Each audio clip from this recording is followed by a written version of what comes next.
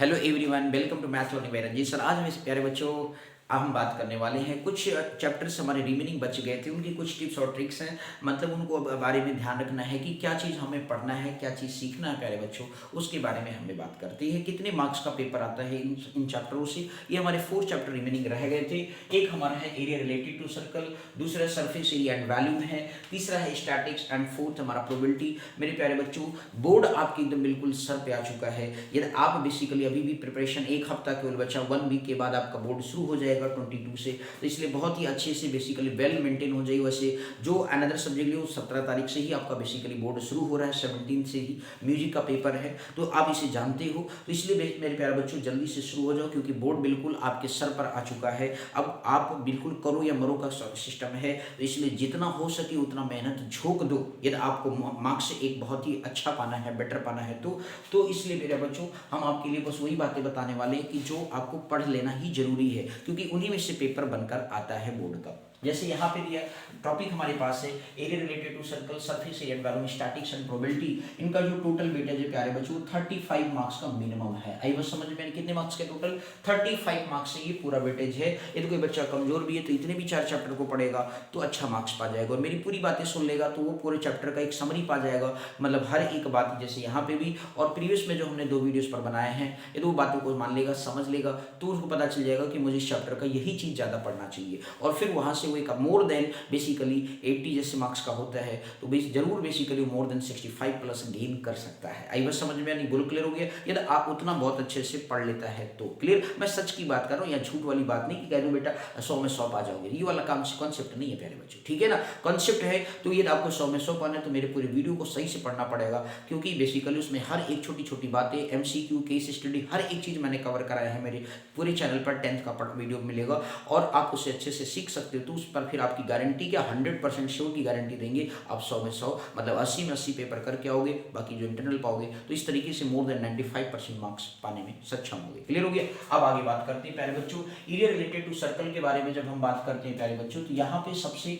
देखिए क्या होता है सर जी, हमें लेंथ ऑफ आर्क निकालना होता है, length of minor segment, length of major segment find out करने के लिए हम एक फार्मूले का इस्तेमाल करते हैं, theta upon 360 pi 2 pi are होता है, ठीक है। लेंथ ऑफ माइनर से मेजर निकालना है तो 360 डिग्री माइनस क्या कर देते हैं, थीटा कर देते हैं, ठीक है। अब इसके बाद length of area of sector find out करने के लिए फार्मूला क्या लेते हैं, theta upon 360 into pi r square circle का, ठीक है। अब इसके बाद जो है सेगमेंट का मतलब आपको पता ही होगा प्यारे बच्चों, ये आपका माइनर सेगमेंट, ये आपका मेजर सेगमेंट। सेक्टर की बात करें तो ये हमारा सर्कल, ये माइनर सेगमेंट और ये मेजर सेक्टर हो गया। बोलो क्लियर है कि नहीं।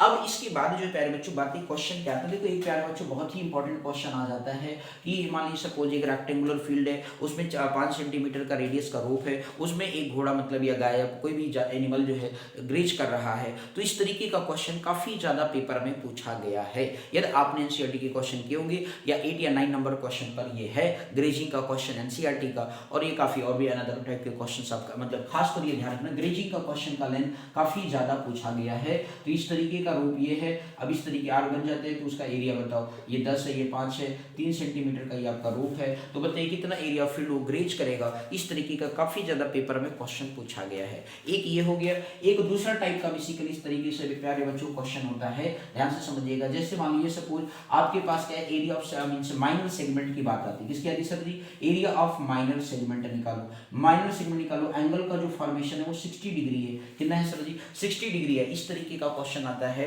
तो आपको ये इसका एरिया बताना होता है। तो उसके लिए आपको क्या करना पड़ेगा, माइनर सेक्टर का निकालेंगे, थीटा अपान 360 डिग्री करेंगे प्यारे बच्चों, और पाई आर स्क्वायर करेंगे। माइनस में ये 60 डिग्री हो प्यारे बच्चों, याद रखना हमेशा, यदि ये 60 है, ये दोनों सेम होता है तो ये भी 60 ही आएगा। इक्विलेटरल ट्रायंगल बन जाएगा प्यारे बच्चों, ये रट लो, खोपड़ी में बैठा लो। तो इस तरीके से इक्विलेटरल ट्रायंगल का फार्मूला √3/4, रेडियस है आर का स्क्वायर बन जाएगा, साइड का स्क्वायर होता है तो रेडियस यहाँ पे तो आर स्क्वायर। ये फार्मूला आपको दिमाग में अप्लाई करना होगा, ये बात याद रखना सर, इतना बात याद रहेगा, 4 मार्क्स आपका फिक्स हो गया। क्लियर हो गया।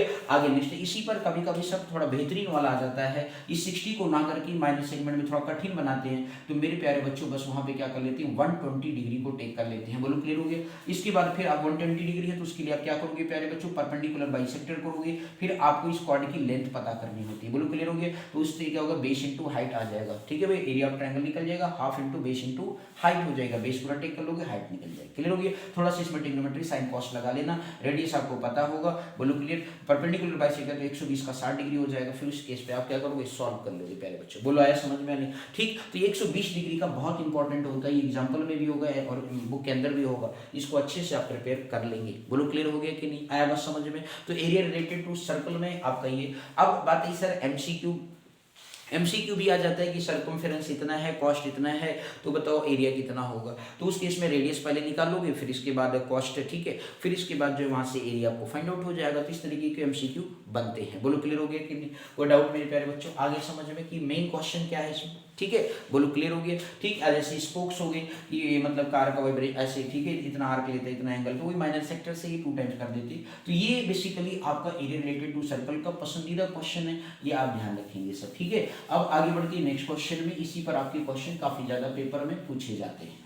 अब इसके बाद आता है सरफेस एरिया एंड वॉल्यूम का क्वेश्चन आता है प्यारे बच्चों। तो इसमें आपको पता है सर मिक्स क्वेश्चन होता है। जैसे मान लीजिए सर एक एरिया, देखो 3 क्वेश्चन आपके बनते हैं। एक तो एरिया का बनेगा कि भैया मान लीजिए सपोज मीन्स जो है पहले सिलेंडर है और उस सिलेंडर पे आपका हेमिस्फीयर माउंट है, ठीक है, इस तरीके का क्वेश्चन हो सकता है। या बेसिकली इसमें ज्यादातर कीवर्ड वाला पूछा जाता है। क्या पूछा जाता है सर जी, मतलब कीवर्ड है, आप ध्यान से समझिएगा, कीवर्ड आपने लेट सपोज जैसे कुछ बना लिए, अब उस पर क्या है, हेमिस्फीयर ऐसे माउंट है, सर माउंटेड है, तो उस केस में जो है आप ये डायग्राम उतना अच्छा नहीं बना रहे हो तो नाराज नहीं होना मेरे प्यारे बच्चों, ठीक है ना। तो सरमाउंटेड का क्वेश्चन जो होता है, बस आप मीनिंग समझ रहे, भावनाओं को समझे और बड़े डायग्राम पर इतना ना जाए, क्लियर है। तो इस तरीके से ये कहा गया कि जो सरमाउंटेड क्वेश्चन मतलब होता है कि भाई कीवर्ड पर ये है, तो उस केस में उसका मतलब टोटल सरफेस एरिया बताओ। तो प्यारे बच्चों आपको पता है ना कीवर्ड का क्या होता है, 6 से 98 क्या होता है total surface area 2 times LB + BH + HL होता है। बोलो क्लियर। इसके बाद सर जी उस पे क्या है, सरमाउंट हेमिस्फीयर, तो कि हेमिस्फीयर का कितना होता है 2 पाई का सरफेस एरिया 2 पाई r²। इस तरीके से जो है आपको प्यारे बच्चों फाइंड आउट करना होता है, ठीक है। मान क्यूब हो जाता है, खासतौर कभी कभी क्यूब ही बोलता है, तो 6 स्क्वायर प्लस क्या कर देंगे 2 पाई r² कर देंगे, तो वहां से ये फाइंड आउट कर लेंगे। तो ये सरमाउंटेड का क्वेश्चन काफी ज्यादा पूछा जाता है, ठीक है। अब जैसे कोनिकल टेंट पे भी ये क्वेश्चन काफी ज्यादा पर आजकल पूछा जा रहा है, ठीक है। कोनिकल टेंट से भी आपका टोटल एक तो मतलब यहाँ से आपको क्या समझना है, ये सर जी एक मिक्स क्वेश्चन सरफेस एरिया का आएगा, या मतलब सर जी आपका ये सिलेंडर है उसके अंदर क्या है हेमिस्फीयर, मतलब कौन इस तरीके से सरमाउंट है, आई बस समझ में नहीं। तो बताइए सरफेस एरिया टोटल क्या होगा, इस तरह के डायग्राम का भी क्वेश्चन आपके पेपर में आ जाता है। बोलो क्लियर हो गया प्यारे बच्चों, को डाउट? आगे बढ़े।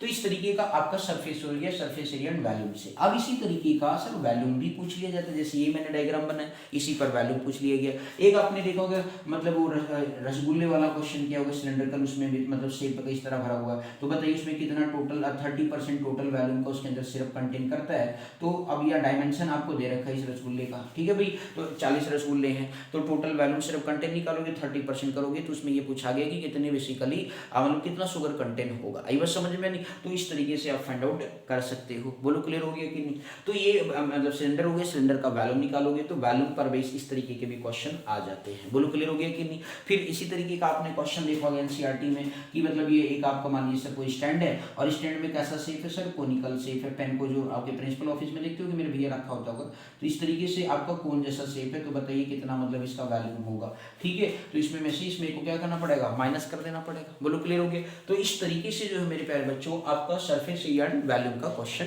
करना होगा, ठीक है। अब इसके बाद हम अगला बात करते हैं प्यारे बच्चों, नेक्स्ट है स्टैटिक्स। क्या है सर जी, स्टैटिक्स। स्टैटिक्स में प्यारे बच्चों याद रखना, एक तो आपको बेसिकली क्वेश्चन जो होता है खासतौर मीन, फाइंड आउट मीन और आपका मीडियन, क्लियर है, मीन और मीडियन। अब मीन में जो है कभी कभी क्या होता है सर फ्रीक्वेंसी को अननोन कर देता है, इस तरीके के क्वेश्चन काफी ज्यादा पूछे जाते हैं, ठीक है। ऑब्जर्वेशंस दिए होते हैं उसमें बोल देता है कि मीडियन मतलब मीन इतना है और उसमें एक अननोन फ्रीक्वेंसी कर देता है और फिर उस बेस पर आपको वैल्यू पूछ लेता है। ये तो आजकल ज्यादा एक क्वेश्चन इस पर जरूर रहेगा, चाहे या मीन से रहेगा चाहे वो मीडियन से रहेगा, ये याद रखना सर। मीडियन का भी इस पर काफी ज्यादा पूछा गया। और एक अगला क्या है सर मोड। 3 कॉन्सेप्ट इसमें है। एक आपका नहीं पड़ा होगा ब्लू देन लेस देन, तो उस पर क्लास इंटरवल बनाना पड़ता है। फिर इसके बाद क्यूमुलेटिव फ्रीक्वेंसी समथिंग जो भी है बातें बताई गई है, ठीक है। तो आप ये मोड के बारे में कॉन्सेप्ट नहीं क्लियर है, मीडियन के बारे में कॉन्सेप्ट नहीं क्लियर है, मीन के बारे में कॉन्सेप्ट नहीं क्लियर है, तो हमारे स्टेप प्लेलिस्ट में जाइए, स्टैटिक्स पूरा चैप्टर देखिए, आपका एक एक डेटा क्लियर हो जाएगा। आई बस समझ में, बोलो क्लियर मेरे भाई बहन। तो आपको मीडियन का एक क्वेश्चन जैसे मैंने बताया कि अननोन फ्रीक्वेंसी होगी एक्सेप्ट, तो उस तरीके से आपका जो मैंने बताया ना लेस देन ब्लू देन, तो मोर देन का कॉन्सेप्ट काफी ज्यादा पेपर में कभी कभी आ जाता है, ये बात ध्यान रखना बहुत इंपॉर्टेंट। होता है मोर देन का, ठीक है। बिलो देन का तो काफ़ी जो आपका चार्ट क्लासिंग टूल, ठीक है मेरे प्यारे बच्चों, तो उस पर आपको ध्यान में रखना। मोड का फार्मूला डायरेक्ट है, अब बात समझ में आ गई, तो उसमें आप वैल्यू पुट करेंगे, आंसर फाइंड आउट कर लेंगे प्यारे बच्चों। बोलो क्लियर हो गया, ठीक, कोई दिक्कत आया बस समझ में, ठीक है। अब इसी तरीके से आपने पढ़ा है तो आपको लोअर लिमिट निकालना n/2 माइनस सी एफ अपान क्या कर देते हैं, f कर देते हैं, इंटू 100 कर देते हैं। बोलो क्लियर है मेरे भाई, h कर दें, ठीक। अब इसी तरीके से प्रोबेबिलिटी पे आते हैं, क्या आते हैं सर जी, प्रोबेबिलिटी। जब आप प्रोबेबिलिटी में बात करते हो सर, इसमें खास क्या है, देखो सर, जब आप डाइस को कितनी बार, डाइस का क्वेश्चन हो गया 2 टाइम्स टॉस करते हैं, कितने टाइम से, 2 टाइम पर, इस पर काफी ज्यादा क्वेश्चन पूछा जाता है। फिर इसके बाद सर जी डेक होता है, डेक का मतलब डेक मीन्स कार्ड्स के बारे में, जब 52 कार्ड्स वाला क्वेश्चन आता है, उसमें एस के नॉन एस मतलब समथिंग, या बेसिकली उस पर जो है कि किंग के आने का चांस। फेस कार्ड कितने होते हैं प्यारे बच्चों, पता है कि नहीं, फेस कार्ड कितना होता है, 12 होता है, ठीक है। मतलब किंग है, क्वीन है और इसके बाद जैक है, तो ये आपके 3 फेस कार्ड, तो 4 टोटल 4 प्रकार के होते हैं, तो 12 हो गए फेस कार्ड, ठीक है। इस तरीके के क्वेश्चन, मतलब ये कार्ड का क्वेश्चन काफी ज्यादा इंपॉर्टेंट होता है, या मतलब डिफेक्टिव नॉन डिफेक्टिव पे क्वेश्चन कुछ लिया जाता है। बात समझ में आ गई कि नहीं, तो प्रोबेबिलिटी में कुछ इस तरीके के क्वेश्चन काफी ज्यादा मोस्ट इंपॉर्टेंट है प्यारे बच्चों, ये आपको ध्यान में रखना होगा। बोलो क्लियर है, कोई दिक्कत, ठीक है। तो ये हमारे कुछ समराइज हमने कर दिया है, मतलब बातें बताई है, ठीक है। और हम नेक्स्ट वीडियो में मिलते हैं नए तरीके के साथ, नए मतलब आइडियाज के साथ, जो हमारे लिए बेहद इंपॉर्टेंट होंगे, जानना जरूरी है पेपर टाइम पे खास तौर तो चैनल पे जरूर जुड़िए, पहली बार आ रही और सही से पढ़ना चाहते हो तो हमारे पूरे बेसिक मतलब जितने भी हमने वीडियोज 2 साल से बना रहा हूँ, पूरा 10th बिल्कुल एक एक बातें उस पर हमने कवर की है, तो उसे आप अच्छे से पढ़ेंगे तो आपको अच्छे से सीखने को मिलेगा मेरे भाई बहन लोग। चैनल को जरूर सपोर्ट करिए, ठीक है भाई, चैनल को सपोर्ट करेंगे तो हमें भी बड़ी खुशी मिलेगी और आप भी अच्छे मार्क्स की तरफ बढ़े। चैनल पर जुड़ना ही नहीं, सपोर्ट करने का मतलब ही नहीं वैसा आप सब्सक्राइब कर लिया सर, उसको मैंने जा करके उसको पढ़ना है, अच्छे से सीखना है। ये दोस्त मेरे भाई बहन लोग आज नहीं सीखोगे तो कल को पछताना हो जाएगा, मम्मी पापा के सामने शर्माना पड़ेगा। तो मेरे भाई हर जगह अपने दोस्तों में भी, लेकिन यदि आप अच्छे से आज पढ़ लोगे तो कल आपके मार्क्स बहुत ही अच्छे होंगे और आप कहीं पर भी मतलब आप हंसते गाते हुए पढ़ोगे, आगे इन फ्यूचर 11th में भी अच्छी स्ट्रीम लेकर के पढ़ोगे। तो ये अच्छे से पढ़िए, अच्छे से मतलब जुड़िए हमारे चैनल पर और अच्छे से पढ़िए मेरे भाई बहनों। बोलो क्लियर है, ओके। तो thank you so much for watching this my video, thank you.